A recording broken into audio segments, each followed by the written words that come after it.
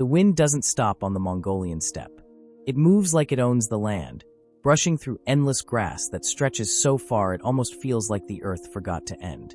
And in that moving sea of green, there are riders, men who grew up on horseback before they could even properly walk, men whose lives were not separated into training days and rest days, because for them life itself was the training. No gyms, no protein shakes, no cold plunges with timers. And yet, these were some of the most physically dominant warriors in history. So the question hits hard: how? This is the kind of story we uncover on Ancient Paths of Men. Because when you look closely, something almost hidden starts to show itself. These Mongol horsemen weren't just riding endlessly until exhaustion. They were doing something smarter, something modern science now calls active recovery. And without ever using that term, they mastered it. Now imagine this. You're riding for hours, sometimes days, across open terrain. You're not sprinting at full intensity the entire time. Instead, your body shifts between effort and ease. The horse carries part of the load. Your muscles stay engaged, but not constantly strained. Your posture adjusts. Your core stabilizes. Your legs grip and release, over and over again. It's movement, but it's not burnout. Because modern fitness often gets this wrong. People think pushing harder always means getting stronger. They think exhaustion equals progress. But the Mongols? They lived in a system where recovery was built into the movement itself. And that's where the magic begins. See, active recovery is not about stopping. It's about continuing, but at a level that allows your body to repair while still moving. And on horseback, that's exactly what happens. Blood keeps flowing. Muscles stay warm. Joints stay mobile. There's no sudden crash, no complete shutdown. Just a steady rhythm of motion that keeps the body in balance. And when your body stays in that balanced state, something powerful happens internally. Your stress hormones don't spike out of control. Your nervous system doesn't burn out. And your body doesn't enter survival mode. Instead, it stays in a state where it can actually maintain strength, energy, and overall function. Now let's zoom in deeper, because this is where it gets really interesting. When people today talk about performance, they often think about lifting heavy weights or pushing to extremes. But what they forget is that performance is heavily influenced by stress and recovery. If your body is constantly under extreme stress with no recovery, it doesn't prioritize growth, it prioritizes survival. The Mongols didn't live in that constant burnout cycle. Their lifestyle forced them into a rhythm.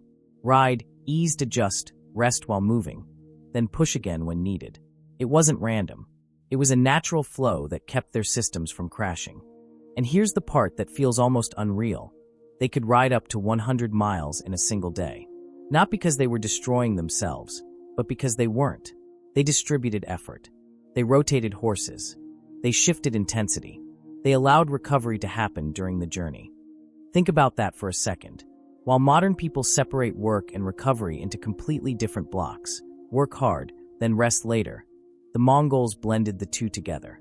Recovery wasn't something they waited for. It was something they lived inside of. Now picture a warrior mid-journey. He's not sprinting. He's not collapsing. He's breathing steady. His body is relaxed but ready. His mind is alert but not overwhelmed. That state right there, that calm, controlled readiness, that's where performance lives. Because when the system is balanced, the body doesn't feel threatened. And when the body doesn't feel threatened, it doesn't shut down key functions.